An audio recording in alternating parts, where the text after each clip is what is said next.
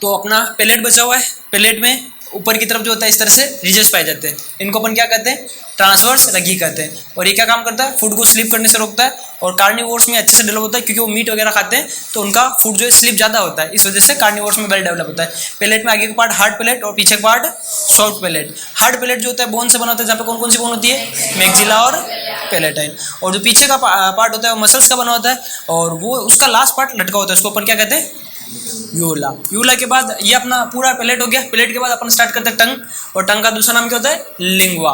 Okay, अच्छा बताओ stomach का दूसरा नाम क्या बताया था मैंने, गेस्टर, और टंग का नाम क्या करेंगे, लिंगुआ, जिससे ये शब्द बना है लैंग्वेज, है ना। लैंग्वेज को हिंदी में क्या मतलब, फारसी में, उर्दू में किस में कहते हैं, लैंग्वेज का मतलब जुबान, तुम्हारी जुबान कौन सी है ना। तो आई थिंक या तो उर्दू या फारसी शब्द है। हाँ, लिंगुआ उर्दू शब्द नहीं है, ध्यान रखना। ओके, अब टंग की बात करें, टंग कहाँ होती है, मुंह के अंदर, सबको पता है। तो ये रही आपकी टंग, काफी लंबी है, पता नहीं किसकी बन गई छोटी कर देते हैं। अब इस टंग में, इसका जैसे ये टंग है मान लो, तो ऊपर की सरफेस है, ये कौन सी बोलेंगे, वेंट्रल के डोर्सल, डोर्सल होगी। ये कौन सी होगी, डोर्सल। और नीचे वाली सरफेस कौन सी होगी, वेंट्रल। ओके, ये टंग के आगे की तरफ, तो इस हिस्से को बोलेंगे अपन, ये एंटीरियर पार्ट हो गया इसका, और ये वाला कौन सा हो जाएगा, पोस्टीरियर। पूरी टंग समझ पा रहे, ये ज़बान है, तो ये वाला कौन सा है, ये वाला कौन सा है, वेंट्रल। ओके, ये वाला कौन सा है, एंटीरियर, और ये कौन सा है, पोस्टीरियर। बोलो बात समझ में आ गई। ये चिपकी किधर से होती है, अरे ना लगे, वेंट्रल साइड से चिपकी होती है। किससे, वेंट्रल साइड से, जिम ऊपर करके देख लो ये वेंट्रल साइड से चिपकी होती है, और जो स्ट्रक्चर इसको चिपका के रखता है इसको बोलते हैं अपन फ्रेन्यूलम। क्या बोलते हैं, फ्रेन्यूलम। तो ये फ्रेन्यूलम के थ्रू चिपकी हुई होती है, याद रख लोगे। जबान किससे चिपकी होती है अपनी बॉडी से, फ्रेन्यूलम के थ्रू, है ना। और फ्रेन्यूलम से तो लिंगुअल फ्रेन्यूलम बोल सकते हैं इसको ना, जबान के लिए लिंगुआ शब्द था ना। ये जो पोस्टीरियर पार्ट है, ये जबान होती है, ये लास्ट पार्ट में, ये कहता है पोस्टीरियर है, लास्ट में ये अटैच होती है एक बोन से। किससे अटैच होती है, बोन से, जो इस जगह होती है। अब इसको रियल में तो कैसे दिखाऊं, ऐसे समझा रहा हूँ। इस तरह की एक बोन होती है, ऐसी एक बोन से ये जबान अटैच होती है। ओके, इसका नाम होता है बेटा हायोइड बोन। कौन सा बोन, हायोइड बोन। तो हायोइड बोन से अटैच होती है। बोलो बात समझ में आ गई क्या। तो इसको टंग बोन भी क्या कह सकते हैं ना, क्योंकि टंग से अटैच्ड है। तो शरीर की जितनी भी हड्डियां होती है, वो शरीर की हड्डी दूसरी हड्डी से जुड़ी हुई है। ये एकमात्र ऐसी हड्डी है जो किसी भी अन्य हड्डी से जुड़ी हुई नहीं होती है, सिर्फ और सिर्फ टंग से जुड़ी होती है। तो शरीर की ऐसी कौन सी हड्डी जो किसी हड्डी से नहीं जुड़ती है, हायोइड। और यहाँ पर टंग के लास्ट पार्ट पर होती है। किस शेप की होती है बेटा, ये यू शेप्ड की। ध्यान रखना, यू लिखो तो स्मॉल यू मत लिख देना, कैपिटल यू लिखेंगे। यू शेप्ड होती है। तो अभी तक शेप के मामले में पहला क्वेश्चन नहीं आया अभी अपना, लेकिन जितना ह्यूमन फिजियोलॉजी चलेगा अलग अलग अल्फाबेट आते जाएंगे, तो किससे क्या रिलेटेड है आप सब याद रखेंगे। ये यू शेप्ड हो गई आपकी हायोइड। अब देखो, जीभ के अंदर मसल्स भी होती है कि नहीं होती है, होती है। तो जीभ के अंदर अगर मसल्स की बात करें, तो मसल्स में एक होती है एक्सट्रिंसिक मसल्स, एक्सट्रिंसिक मसल, और एक होती है इंट्रिंसिक मसल। तो इंट्रिंसिक मसल, बात करें एक्सट्रिंसिक मसल की, तो जो एक्सट्रिंसिक मसल होती है ये इन आउट मतलब कि जीभ को अंदर बाहर मूवमेंट कराती है। तुम क्वेश्चन पूछने आते हो ना, कोई अच्छा सा क्वेश्चन लेके आते हो, आज मास्टर को डसेंगे, तुम नहीं करते हो, हाँ सर क्वेश्चन बता दो जरी लो। इन आउट के लिए कौन सी मसल होती है, एक्सट्रिंसिक मसल होती है, ठीक है ना। इंट्रिंसिक मसल जो होती है ये रोलिंग के लिए होती है। किसके लिए, रोलिंग के लिए। ऐसे क्वेश्चन नहीं पूछे जाते नीट में, ऐसे ही बता रहे हैं। ओके, अभी तक इनमें से पूछा, ये भले कि लगभग पूछ सकता है, हालांकि एनसीईआरटी में नहीं है, फिर भी इतना कुछ पूछने लायक पार्ट है नहीं इसमें से। ओके, ध्यान रख लोगे, ये मसल्स की बातें होगी।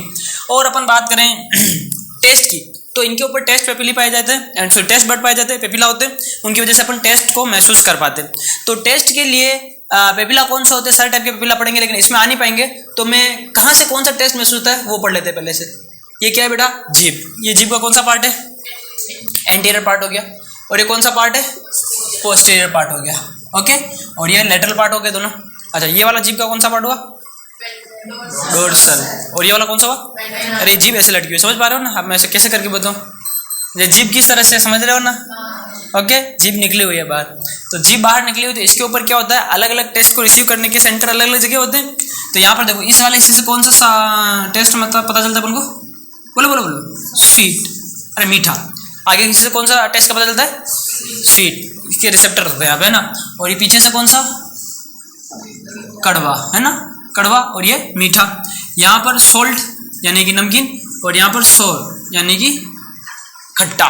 तो जीभ के इन हिस्सों पे खट्टा, यहाँ पर सॉल्ट, यहाँ पे स्वीट और यहाँ पे बिटर। लेकिन सच बताऊँ, आप कहीं पे भी रखो कड़वा कड़वा ही लगेगा, मीठा मीठा लगेगा, है ना। ऐसा क्यों होता है? ऐसा इसलिए होता है क्योंकि एक्चुअल में यहाँ पर तो इनके सेंटर्स है, बट रियल में यहाँ पर न्यूरो सेंसरी एपिथेलियम होती है। क्या होती है? Neuro sensory epithelium. जितना फास्ट वर्क करते हैं आप, यहाँ पर भी कड़वा रखेंगे तो भी आपको कड़वा लग जाएगा, यहाँ पर मीठा लगेंगे तो भी मीठा लग जाएगा। तो यहाँ पर हम बोलेंगे कि यहाँ पर न्यूरो सेंसरी एपिथेलियम होती है। क्या होती है बेटा? Neuro sensory epithelium. और इस न्यूरो सेंसरी एपिथेलियम का एक स्पेशल नाम दे देते हैं, और इसका स्पेशल नाम होता है बेटा गस्टेटरी। क्या नाम होता है? Gustatory epithelium. तो gustatory epithelium is a neurosensory epithelium. तो हमारी जीभ पर कौन सी एपिथेलियम होगी? Gustatory epithelium. गस्टेटरी नाम याद रख लोगे। ओके, अभी ये से आपने पढ़ा होगा, नहीं पढ़ा? छोटी क्लासों में पढ़ा है, पढ़ लिया था ऐसा। ओके, एक और नई चीज बता दो, अभी नया एक और डिस्कवरी हो गई है। यहाँ पर बीच में कोई सेंटर के बारे में पता चला, इसको उमामी सेंटर कहते हैं। कौन सा सेंटर? Umami centre. तो अब ये उमामी सेंटर बीच में और होता है, और नई डिस्कवरी कर ली इन्होंने। और ये जो उमामी सेंटर होता है, ये चाइनीज फूड के लिए ज़्यादा सेंसिटिव होता है। किसके लिए? Chinese food. आप खाते हो ना, चाइनीज में क्या आता है वो? अरे चमगादड़ नहीं रे, चाउमीन, मंचूरियन वगैरह जो भी आप चाइनीज फूड खाते हो ना, तो इनके नाम सुनते हैं आपके मुंह में पानी आता है कि नहीं आता है? क्यों? क्योंकि यहाँ पर आपके उमामी सेंटर होता है जो चाइनीज फूड के लिए ज़्यादा क्या कहते हैं, रिस्पॉन्सिबल या स्टिमुलेटेड चाइनीज फूड से ज़्यादा होता है ये। तो नई नई डिस्कवरी होती है, लेकिन यहाँ से कोई क्वेश्चन आपके आएगा नहीं। अब अपन को टेस्ट पेपिला वगैरह पढ़ने, पहले इतना नोट कर लीजिए।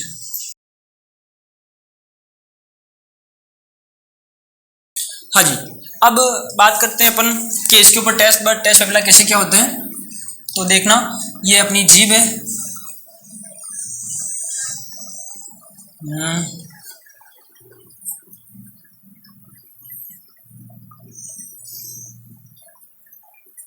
ठीक है।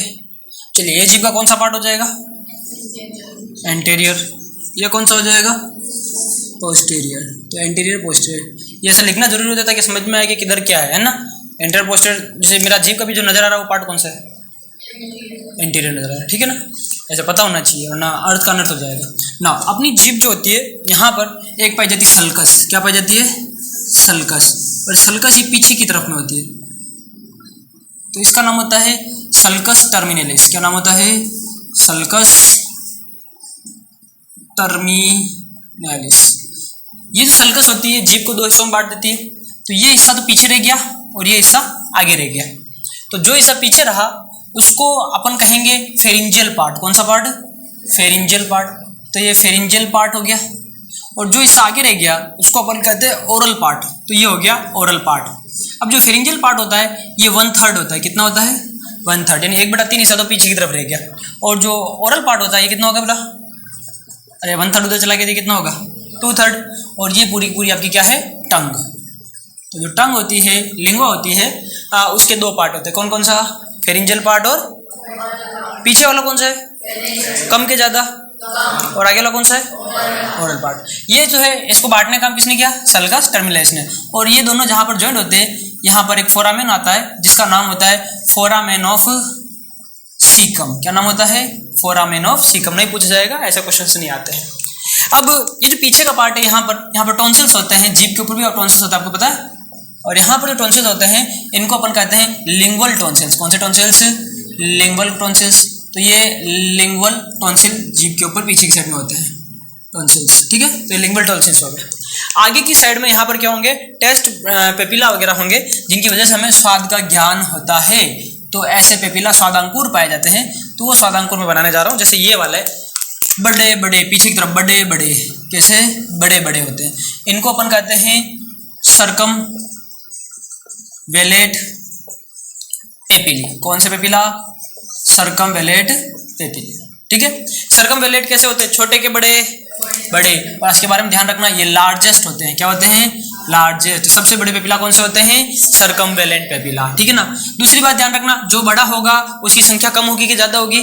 कम। तो संख्या में मिनिमम होते हैं। कैसे होते हैं? मिनिमम। और इनकी संख्या 8 से 12 तक होती है। कितनी? 8 से 12। इसके बाद यहां पर बना रहा हूं मैं, जैसे ये वाले,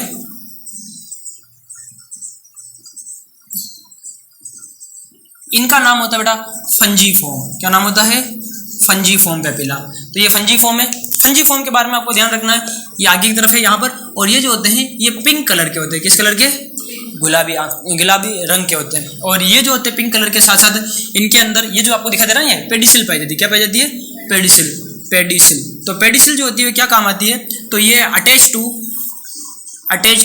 टू टंग, मतलब इसको टंग से जोड़े रखती है। किसको? इस फिलीफॉर्म को। तो फिलीफॉर्म पेपिला को टंग से जोड़ने के लिए क्या पाई जाती है? पेडिसिल। ऐसा मैं इसलिए बोल रहा हूँ क्योंकि एम्स का पुराना एक क्वेश्चन है जिसमें पेडिसिल का काम पूछा है, बाकी इसका कोई मतलब नहीं पूछते आप।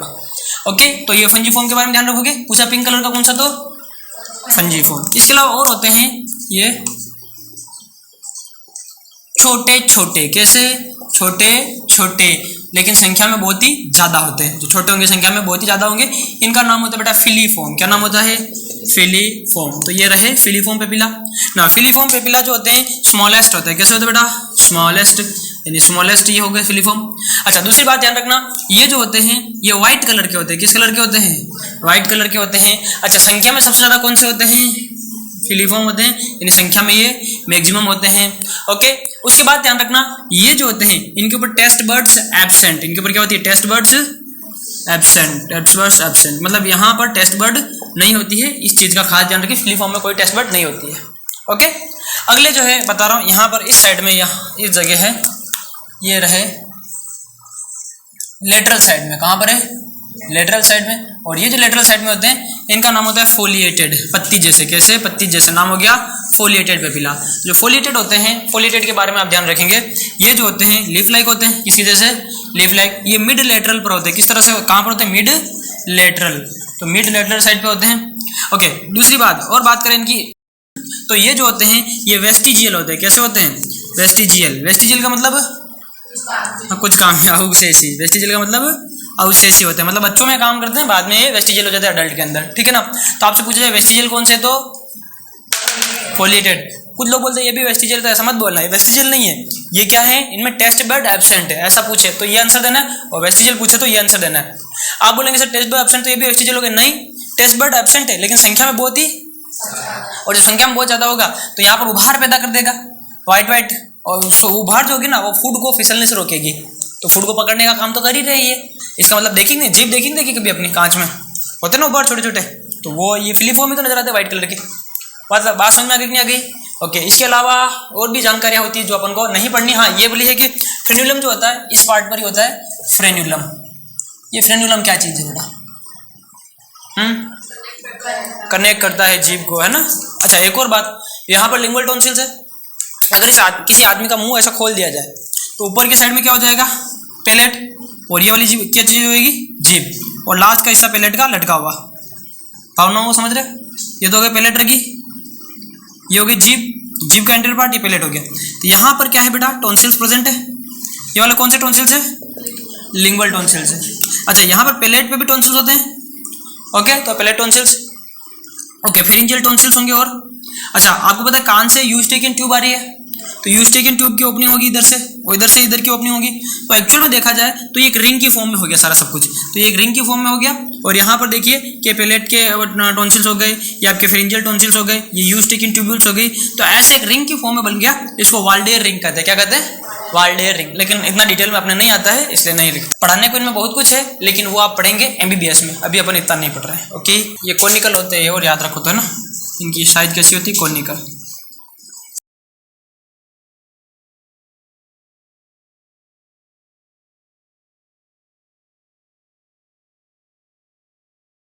आगे बढ़े, अब अपन स्टार्ट करते हैं टिथ।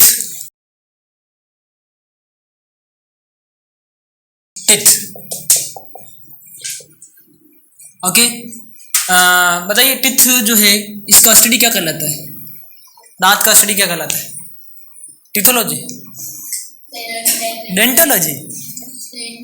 डेंटिस्ट तो डॉक्टर को कहते हैं ना, जो दांत वाला होता है। इसकी स्टडी को क्या कहते हैं?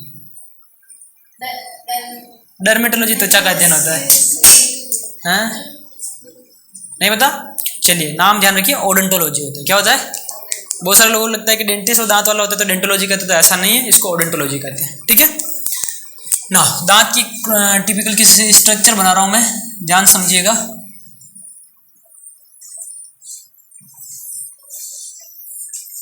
ये जो दांत होते हैं अपने, ये एक बोनी सॉकेट के अंदर होते हैं। किसके अंदर होते हैं? बोनी सॉकेट। बोनी सॉकेट का मतलब हड्डी की, बोनी का मतलब बोन, और सॉकेट का मतलब खांच, हड्डी के खांच के अंदर हमारे दांत धसे होते हैं। अच्छा, दांत हड्डी की इस खांच के अंदर ऐसे धसे हुए हैं, तो बताइए दांत में मूवमेंट होगा क्या? आसानी से नहीं होगा, फिक्स होते हैं। तो ये दांत बोनी सॉकेट में फिक्स होते हैं और उस बोनी सॉकेट का नाम होता है बेटा एल्वियोलाई। क्या नाम होता है? एल्वियोलाई। तो एल्वियोलाई क्या होती है? वो बोनी सॉकेट होती है जहाँ पे हमारे दांत फिक्स है। ओके, ये दांत का ऊपर का हिस्सा जो आपको दिखाई देता है इसको कहते हैं क्राउन। क्या कहते हैं? क्राउन। और दांत का जो हिस्सा दबा होता है, जो हिस्सा दांत का दबा होता है उसको कहते हैं रूट। क्या कहते हैं? और बीच में छोटा सा हिस्सा जो होता है इसको कहते हैं नेक। क्या कहते हैं? इंग्लिश में, हिंदी में क्या हो जाएगा? क्राउन, ग्रीवा, जड़। ठीक है, तो दांत के 3 पार्ट हो गए। सबसे पहला वाला क्राउन, सेकंड वाला नेक और थर्ड वाला रूट। कौन सा पार्ट दिखाई नहीं देता है? रूट वाला पार्ट अंदर की तरफ धसा होता है। ठीक है ना। ये जो दांत है इसमें अंदर की तरफ कैविटी होती है। तो यहाँ पर देखिए ये कैविटी है अंदर की तरफ, ये कैविटी है। और ये जो कैविटी इसको बोलते हैं पल्प कैविटी। क्या बोलते हैं? Pulp cavity. पल्प कैविटी के अंदर ब्लड वेसल्स आती है ताकि दांत को ब्लड सप्लाई मिले। तो यहाँ पे ब्लड वेसल्स वगैरह आती है जिसमें और इसमें नर्व्स आती है। क्या आती है? नर्व्स आती है। तो यहाँ से नर्व्स, ब्लड वेसल्स वगैरह पल्प कैविटी में पहुँचती है। नाउ नर्व्स और ब्लड वेसल को पहुँचने के लिए रास्ते की भी जरूरत होती है। तो यहाँ पर इस तरह से ओपनिंग होती है, इस ओपनिंग से नर्व्स वगैरह या ब्लड वेसल्स वगैरह इधर पल्प कैविटी में पहुँचती है, अंदर की तरफ दूर तक सप्लाई होगी। बोलो बात समझ में एक नहीं आ गई? तो यहाँ पर नर्व्स वगैरह ये जो आ रही है और ब्लड वगैरह आ रहा है तो इसमें न्यूट्रिशन होगा और दांत को न्यूट्रिशन मिलता जाएगा और दांत ग्रोथ करता जाएगा। लेकिन हमारे अंदर क्या होता है कि यहाँ पर न्यूट्रिशन जो आ रहा है, ये जो रास्ता होता है ये थोड़े टाइम बाद बंद हो जाता है।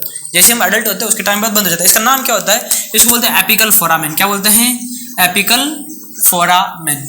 एपिकल फोरामेन या शीर्षस्थ रंध्र कहते हैं हिंदी में, शीर्षस्थ रंध्र। तो शीर्षस्थ रंध्र क्या होता है? ये वो जगह होती है जहां से सारी ब्लड सप्लाई, नर्व सप्लाई वगैरह दांत में पहुंचती है। ह्यूमंस की बात करें, इन केस ऑफ ह्यूमन के केस में क्या होता है? जैसे वो अडल्ट होता है तो उसके बाद क्या होता है? ये वाला एपिकल फोरामेन बंद हो जाता है। एपिकल फोरामेन बंद हो जाएगा तो क्या उसके बाद दांत की ग्रोथ होगी? नहीं होगी। तो बच्चों के दांत छोटे छोटे होते हैं, हमारे दांत उनसे बड़े होते हैं, लेकिन इस एज के बाद दांत नहीं बढ़ते क्योंकि हमारे यहाँ पे एपिकल फोरामेन क्लोज होता है। इस टाइप के रूट को अपन क्लोज रूट कहेंगे। क्या कहेंगे? Close root. तो ह्यूमन के टीथ में कौन सी रूट होती है? Close root. क्लोज रूट का मतलब क्या हो गया? हाँ, बंद हो गई इनकी जड़। ठीक है ना। लेकिन बात करें रेबिट की, किसकी बात करें बेटा? रेबिट की। तो रेबिट जो होते हैं या रोडेंट्स ऐसे जानवर, तो उनमें क्या होता है? ये एपिकल फोरामेन बंद नहीं होता है, जीवन पर्यंत खुला रहता है। तो उनके दांत हमेशा क्या करते रहेंगे? ग्रो करते रहेंगे। तो इसको कहते हैं ओपन रूट। क्या कहेंगे? ओपन। तो रेबिट के जो टीथ होते हैं वो ओपन रूटेड टीथ होते हैं और हमारे टीथ क्लोज रूटेड टीथ होते हैं। बोलो याद रख लोगे क्या? अच्छा, आप पूछेंगे सर रेबिट के टीथ कहाँ लंबे होते हैं? हम तो देखा फिक्स के फिक्स ही रहते हैं। आपने कभी रेबिट के लंबे टीथ देखे हैं क्या? नहीं, वो तो फिक्स रहता है जितने उतने। लेकिन नहीं, उसका दांत जीवन पर्यंत वृद्धि करता है। एक्चुअल में होता क्या है? उसका ऊपर का दांत भी वृद्धि करता है और नीचे का दांत भी ग्रोथ करता है। तो दोनों अपने दांतों को घिसता रहता है। तो जब वो दोनों दांतों को घिसता है तो इस वजह से उनका घिसा हो जाता है और उनका नाप जो है उतना ही लगता है आपको, बट रियल में तो वो ग्रोथ कर रहे हैं। बोलो बात समझ में आ गई कि नहीं आ गई? तो मान लो क्वेश्चन आ गया कि किसी रेबिट का ऊपर का या नीचे का एक दांत तोड़ दिया तो क्या होगा? हाँ, तो एक दांत तोड़ दिया तो उसके नीचे वाले दांत को रगड़ने के लिए कुछ मिलेगा नहीं, तो वो ग्रो कर जाएगा। तो ग्रो करने से क्या होगा? फिर नीचे का दांत ऊपर के जबड़े में लग जाएगा और इतना बढ़ता जाएगा कि फिर रेबिट अपना मुंह बंद नहीं कर पाएगा और मुंह बंद नहीं कर पाएगा और वो खाना भी नहीं खा पाएगा और भूख की वजह से, एस्टिवेशन की वजह से वो मर जाएगा। बोलो बात समझ में एक नहीं आई? तो मर जाएगा रेबिट। तो रेबिट को अगर मारना है तो उसका दांत तोड़ दो, वैसे मर जाएगा। समझ रहे हो ना? अपने में कहते हैं ना तेरा दांत तोड़ दूंगा एक मुक्का मार के। अपने में अगर ओपन रूटेड होता है ना तो इस पर अटेम्प्ट टू मर्डर का केस लगता है कि आप मेरा दांत तोड़ के मेरे को मारना चाहते हैं, है ना। बट अपना क्या क्लोज रूट होता है तो कोई दिक्कत वाला बात नहीं है। बात समझ में एक नहीं? ओके, चूहों के साथ भी ऐसी समस्या है। हाथी का जो ऊपरी इंसाइजर होता है वो भी जीवन पर्यंत वृद्धि करता रहता है। तो जो नए नए हाथी बने होते हैं, मतलब बच्चे होते हैं, उनके इंसाइजर छोटे होते हैं और बाद में जो बड़े इंसाइजर वाले होते हैं उनके समझ जाएंगे इनकी एज ज़्यादा है क्योंकि इनका इंसाइजर बड़ा है। इनको दांत नहीं करके इनको एलिफेंट टस्क या गजदंत कहते हैं। तो इनके टीथ नहीं होते, टस्क होते हैं जो ऊपर वाले हाथी के होते हैं ना। वाह, उससे हाथी खाता है क्या? नहीं, हाथी के खाने के दांत अलग होते हैं, दिखाने के अलग होते हैं। तो वो हाथी के दिखाने वाले दांत है, लेकिन दिखाने से उसको नुकसान है। लोग क्या करते हैं? उसका शिकार कर लेते हैं। हाँ हाँ, शिकार करते हैं उसका और फिर उस दांतों को तोड़ देते हैं और तोड़ के क्या करते हैं उनसे? हैं ऑर्नामेंट्स वगैरह बनाते हैं, गहने बनते हैं ना। और एक बॉल भी होती है, बिलियर्ड बॉल क्या कहते हैं, वो बनाते हैं ना। एक आपने कोलिजन पढ़ा होगा, कोलिजन टक्कर। तो टक्कर में है ना जो प्रत्याश टक्कर होती है उसका उदाहरण है कि निर्वात में गजदंत की टक्कर कराओ तो ये भी प्रत्याश टक्कर होती है, पूर्ण प्रत्याश। छोड़ो, आएगा तो बता देंगे। तो ये सारा कंसेप्ट समझ में आया? ओके, इसके बाद देखिएगा बेटा, यहाँ पर ये जो है ये वाला हिस्सा डेंटिन का बना होता है। कौन सी प्रोटीन? Dentin protein. तो ये डेंटिन प्रोटीन का बना होता है। दांत में कौन सी प्रोटीन होती है? डेंटिन। और ये जो प्रोटीन होती है बेटा, ये बनाने वाली सेल्स का नाम होता है ओडोंटोब्लास्ट। कौन सी सेल? ओडोंटोब्लास्ट। तो ओडोंटोब्लास्ट सेल्स इनको बनाती है। तो डेंटिन प्रोटीन कौन बनाएगी? ओडोंटोब्लास्ट। और ये जो होता है इसका ओरिजिन मीजोडर्मल होता है। कैसा होता है बेटा? मीजोडर्मल ओरिजिन इनका रहता है, ठीक है ना। लेकिन ये इतना हार्ड नहीं होता है, इतना हार्ड नहीं होता है, कठोर नहीं होता है। तो इसको कठोरता प्रदान करने के लिए इसके ऊपर एक और लेयर पाई जाती है। इसके ऊपर क्या पाई जाएगी? एक लेयर पाई जाएगी जो इसको हार्डनेस देगी। That layer is enamel. किसकी लेयर होगी ये? इनेमल। और इनेमल जो बनाने वाली सेल्स होती है उनका नाम होता है एमाइलोब्लास्ट। क्या नाम होता है? एमिलोब्लास्ट। तो एमिलोब्लास्ट सेल्स जो होती है वो किसका फॉर्मेशन करती है? इनेमल का। इनेमल के बारे में ध्यान रखना, इनेमल की जो ओरिजिन है ये एक्टोडर्मल है। कैसा? ये एक्टोडर्मल। ओके, पहली बात तो ये।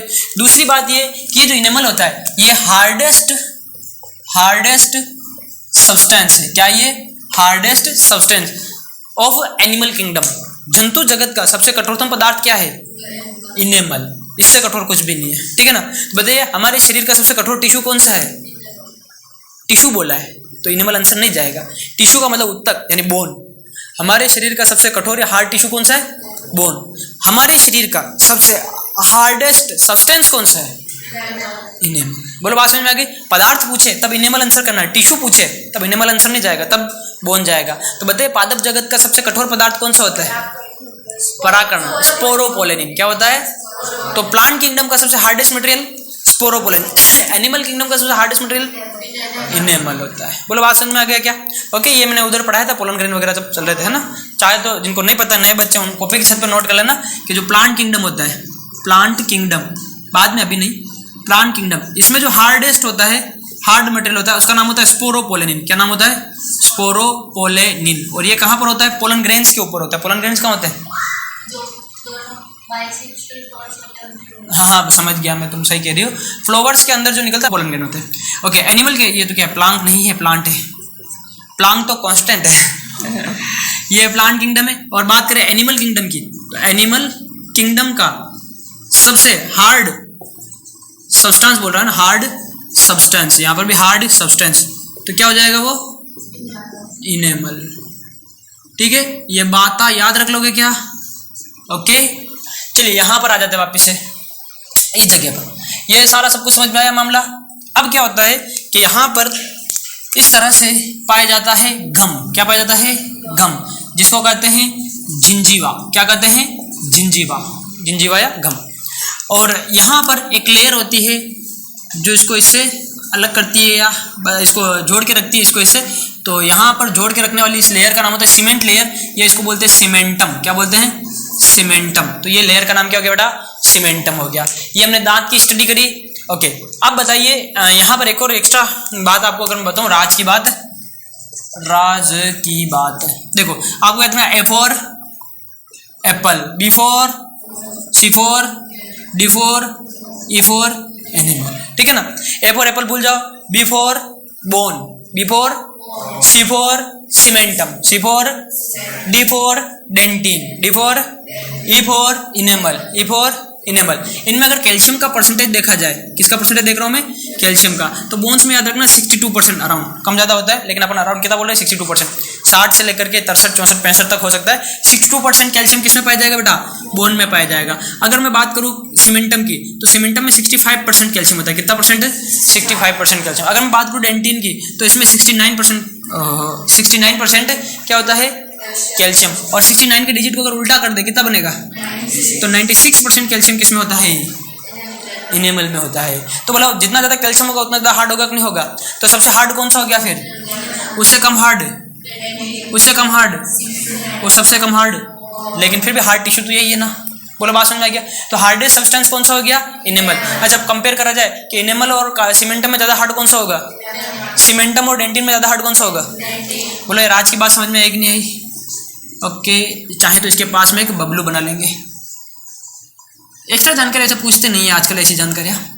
ओके, यहाँ पर जैसे नर्व सप्लाई दे रही है, तो दांत में नर्व सप्लाई कौन सी होती है? तो मैंने बताया था सर से कितनी नर्व्स निकलती है? 12 पेयर, 12 जोड़ी क्रेनियल नर्व्स निकलती है। सबके नाम फिक्स थे। तो यहाँ पर इधर जो नर्व सप्लाई होती है वो होती है डेंटिस्ट नर्व। कौन सी होती है? Dentist nerve. तो यहाँ पर डेंटिस्ट नर्व होती है और उसका नाम होता है बेटा ट्राइजेमिनल। क्या नाम होता है? Trigeminal nerve. Trigeminal nerve. आगे जब आप पढ़ेंगे नर्वस सिस्टम तब आपको याद कराया जाएगा कि ये 5th नंबर की नर्व, कौन सी, सबके नंबर फिक्स होते हैं, तो 5th नंबर की नर्व होती है जिसका नाम है ट्राइजेमिनल। ओके, ज्यादा इंपॉर्टेंट नहीं, याद हो तो ठीक, नहीं तो कोई बात नहीं। 7th नंबर की फेशियल होती है, आपके लिए इंपॉर्टेंट होती है 10th नंबर वाली। 10th नंबर का नाम वेगस होता है। क्या होता है? तो सबसे ज्यादा इंपॉर्टेंट कौन सी होती है? 10th वाली, जिसका नाम क्या है? वेगस।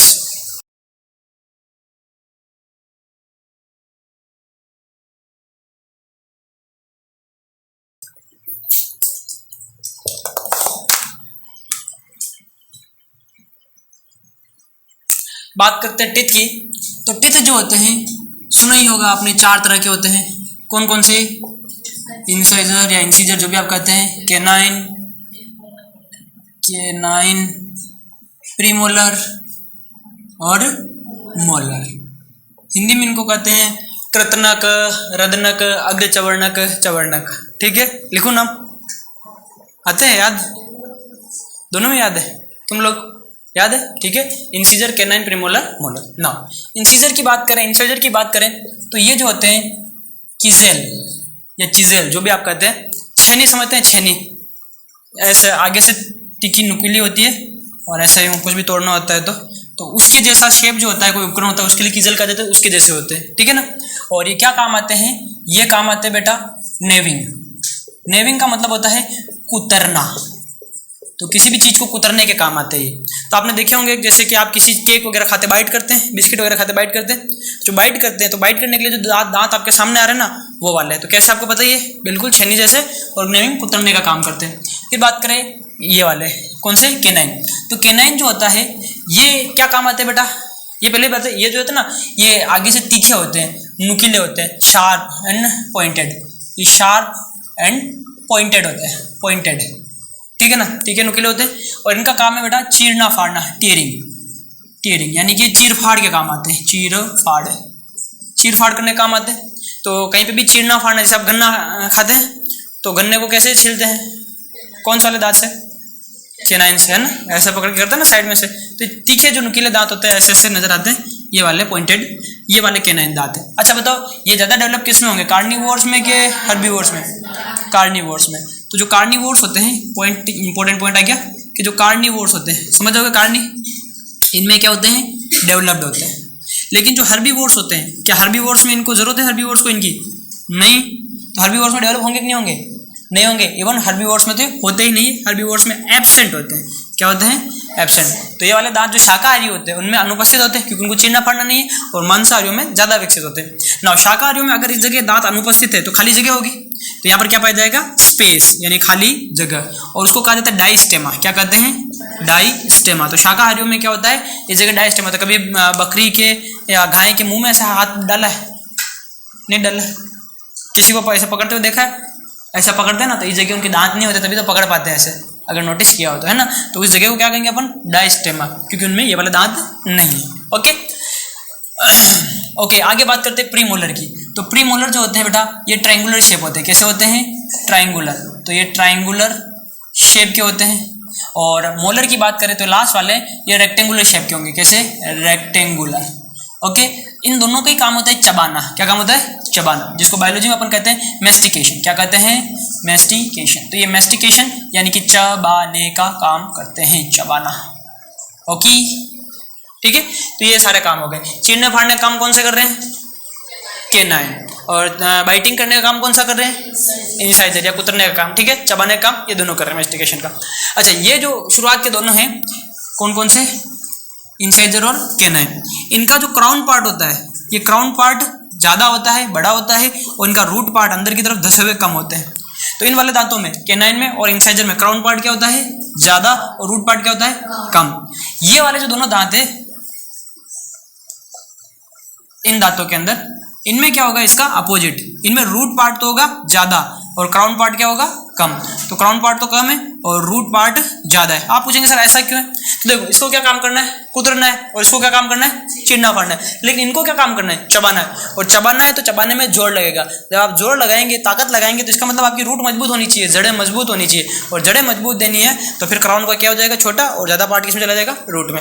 इनका रूट ज्यादा गहरा होता है, ज्यादा बड़ा होता है, ज्यादा मजबूत होता है, क्राउन कम नजर आता है। ये दाढ़ों की बात हो रही है, ठीक है ना। और बात करें तो ये वाले जो दांत है, अपन हंसते तब कौन से दांत नजर आते हैं?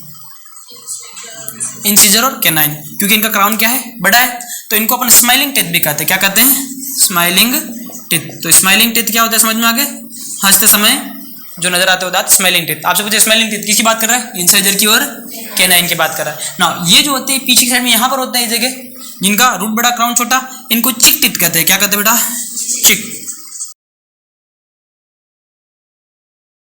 चिक टीथ। शैम्पू आता है ना, हाँ यही पता है, इधर गाल है पता नहीं है, चिक टीथ। ओके, तो ये चिक टीथ हो गए और वो स्माइलिंग टीथ हो गए। बताइए चिक टीथ में रूट बड़ी होगी छोटी होगी, बड़ी होगी, और क्राउन इसमें चिक टीथ में छोटा होगा, ठीक है ना। और बात करते हैं, दांत बहुत से तरह के होते हैं। ह्यूमन में कौन से, उन पर भी चर्चा करते हैं, और कौन कौन से टाइप होते हैं उन पर भी चर्चा करते हैं। तो दांतों का प्रकार, जैसे एक दांत होते हैं उनको कहते हैं थिकोडोंट। क्या कहते हैं, थिकोडोंट। थिकोडोंट का मतलब होता है हिंदी में गर्तदंती। क्या कहते हैं हिंदी में, गर्तदंती। गर्तदंती मतलब दांत एक सॉकेट के अंदर, ये सॉकेट है, उस सॉकेट के अंदर दांत धसा हुआ है। तो बताइए ये मूवमेंट कर सकता है क्या, नहीं, फिक्स दांत होता है। ह्यूमंस में कैसे दांत पाए जाते हैं, थिकोडोंट पाए जाते हैं। तो हमारे दांतों का टाइप कौन सा है, थिकोडोंट। थिकोडोंट का मतलब क्या है, ये दांत कैसे बेटा, फिक्स है। बाकी सबको मतलब नहीं समझे, पर अपने अपने काम की चीजें समझ लेंगे। दांत कैसे फिक्स, ये मूवमेंट नहीं कर सकते। और होता है थिकोडोंट के अलावा दूसरा, थिकोडोंट के अलावा एक दांत होते हैं, इनको कहते हैं होमोडोंट। क्या कहते हैं, होमोडोंट। होमोडोंट का मतलब होता है सारे दांत शेप और साइज में एक जैसे, उनको कहेंगे होमोडोंट। और अगर सारे दांत शेप और साइज में एक जैसे नहीं है तो उनको कहेंगे हेटेरोडोंट। क्या कहेंगे, हेटेरोडोंट। तो होमोडोंट और हेटेरोडोंट। बताइए हमारे दांत कैसे, हेटेरोडोंट, क्योंकि सभी अलग अलग आकार आकृति के हैं। तो हमारे अंदर कौन से दांत होते हैं, हेटेरोडोंट, जिसको कहते हैं हिंदी में विषम दंती। क्या कहते हैं, विषम दंती। तो हमारे दांत हेटेरोडोंट होते हैं। एक बात करते हैं, जिंदगी में सिर्फ एक ही बार आते हैं, उन दांतों को कहते हैं मोनोफायोडोंट। क्या कहते हैं, मोनोफायोडोंट। मोनोफायोडोंट जो जिंदगी में कितनी बार आते हैं, एक बार ही आते हैं। एक दांत होते हैं जो जिंदगी में 2 बार आते हैं, उनको कहते हैं डाईफायोडोंट। क्या कहते हैं, डाईफायोडोंट। जो जिंदगी में कितनी बार आते हैं, 2 बार आते हैं, द्विबार दंती। और कुछ दांत ऐसे होते हैं जिंदगी में बार बार आते रहते हैं, उनको कहते हैं बेटा पॉलीफायोडेंट। क्या कहते हैं, पॉलीफायोडोंट। तो बताइए हमारे दांत कैसे होते हैं, डाईफायोडोंट। जिंदगी में कितनी बार आते हैं, 2 बार आते हैं। प्लूरोडोंट,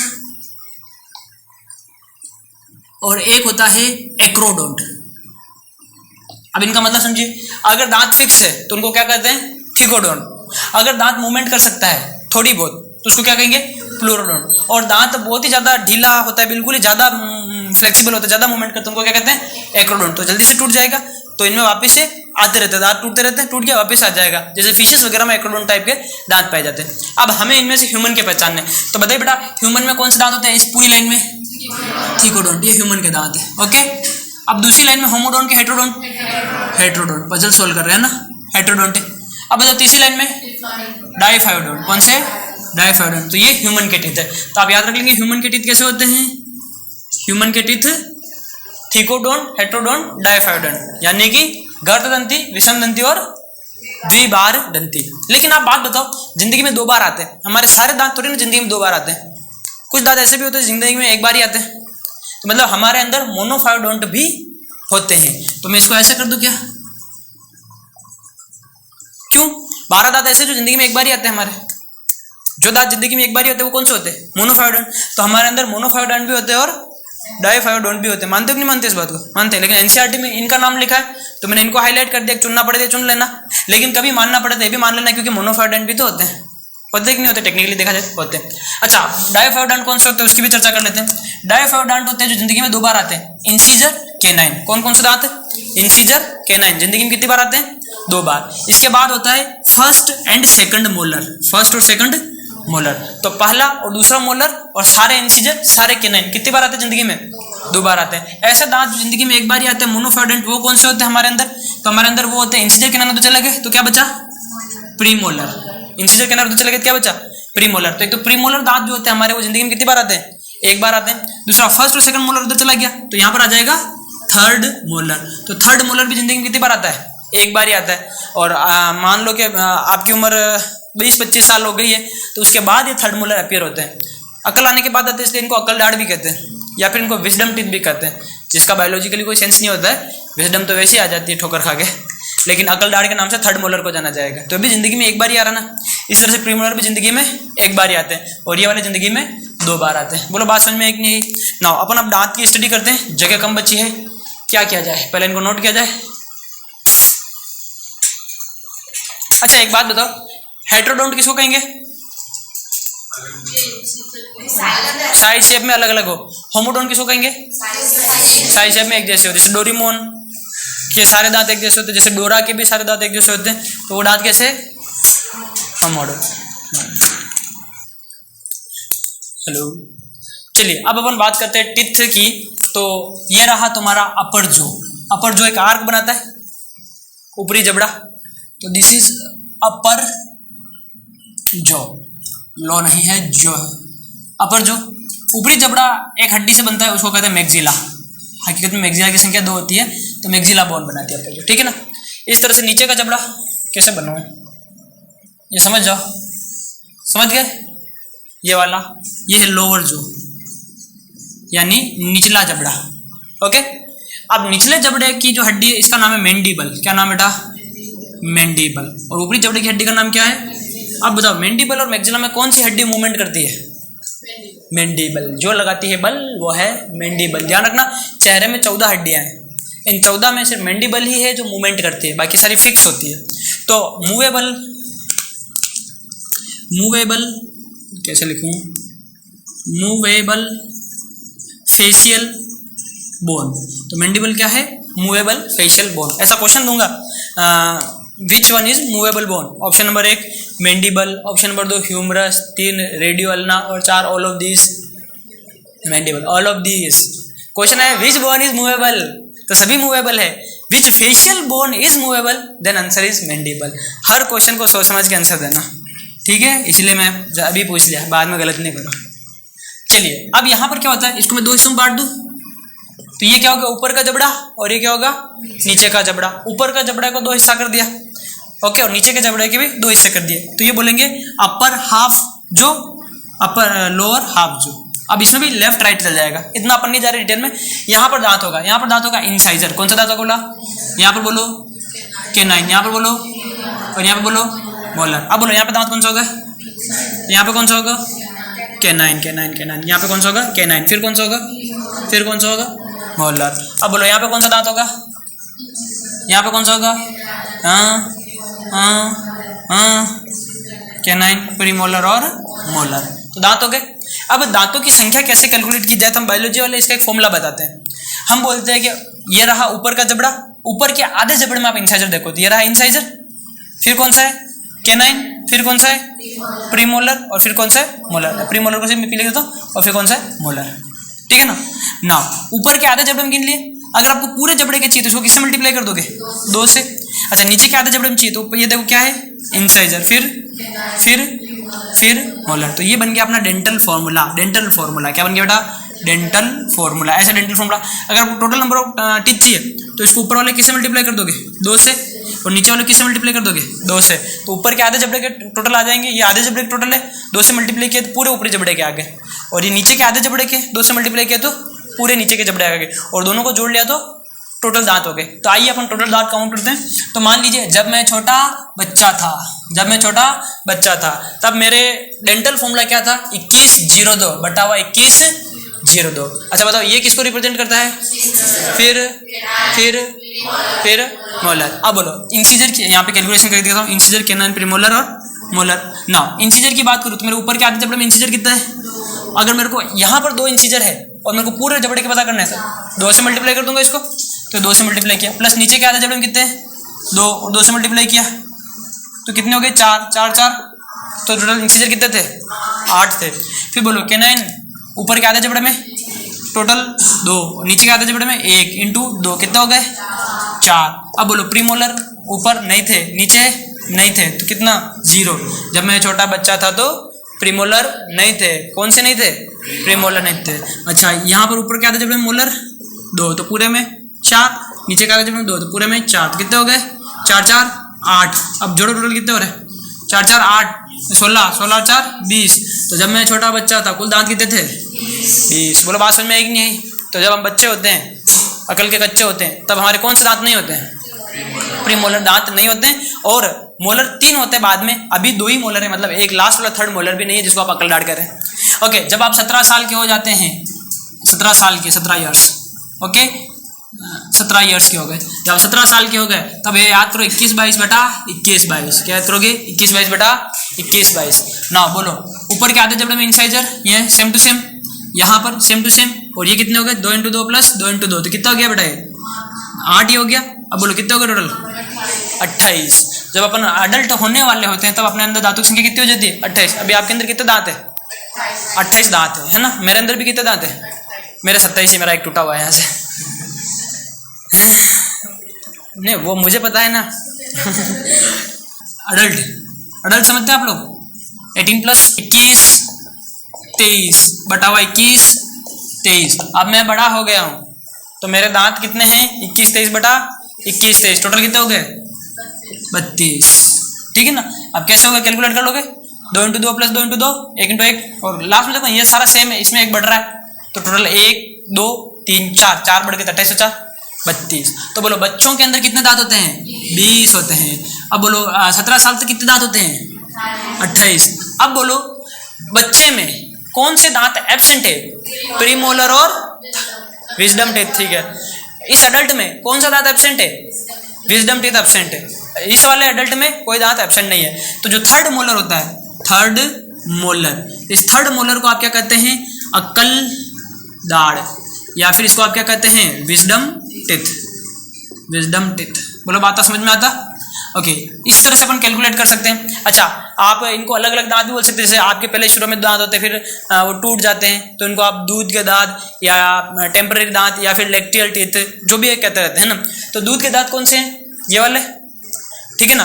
अच्छा बताओ परमानेंट दांत कौन से हैं, सुनो दूध के दांत कितने हैं 20, टोटल कितने हैं 32। 20 दांत टूट के वापस आए तो कितने दांत है जो सिर्फ एक बार ही आए 12, तो परमानेंट टीथ कितने हैं, और टेम्पररी टीथ 20, दूध के दांत लैक्टियल टीथ, ठीक है ना। ओके, समझ में आ गया। अब कौन कौन से नाम पूछे तो भी अपन बता सकते हैं, उधर मैंने पहले लिखा दिया उनके नाम, तो बस समझ में आएंगे। एक और बात मैं इसकी बात करता हूँ रैबिट की। तो रैबिट का डेंटल फॉर्मूला होता है बेटा 21 नहीं बल्कि 20 23 बटावा 10 23।